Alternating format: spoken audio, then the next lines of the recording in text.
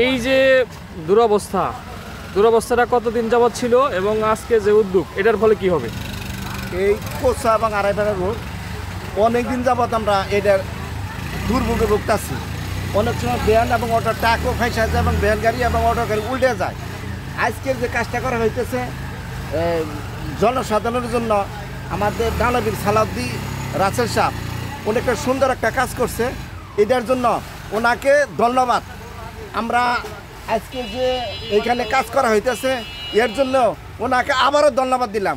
ধন্যবাদ জানাচ্ছি আপনারা তিনজন সাংবাদিক আছেন আপনাদেরকে, এই কারণে যে আসলে এই রাস্তাটা অত্যন্ত করুণ অবস্থা। হাজার হাজার মানুষের এটার জন্য কষ্ট করতেছে। শুধু আড়াইপাড়া টু কচুয়ানা এই রাস্তা দিয়ে মানুষ ভালুকা যায়, ময়মনসিংহ যায়, গাজীপুর যায়।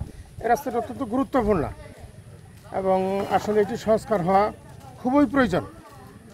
আমরা যে কি কষ্ট করে যাতায়াত করি এটা আসলে বলে শেষ করা যাবে না। শুধু আমি না বা আমরা না, বিশেষ করে এখানে যে কচুয়া পাবলিক উচ্চ বিদ্যালয় আছে, এদিকে কালিয়া ইসলামের সিনিয়র মাদ্রাসা আছে, মাদ্রাসা হাই স্কুল আছে, এই সকল স্কুলের ছাত্রছাত্রীদের জন্য খুবই কষ্ট হয়। আর যারা ভ্যান চালক তাদের জন্য তো আরও কষ্ট।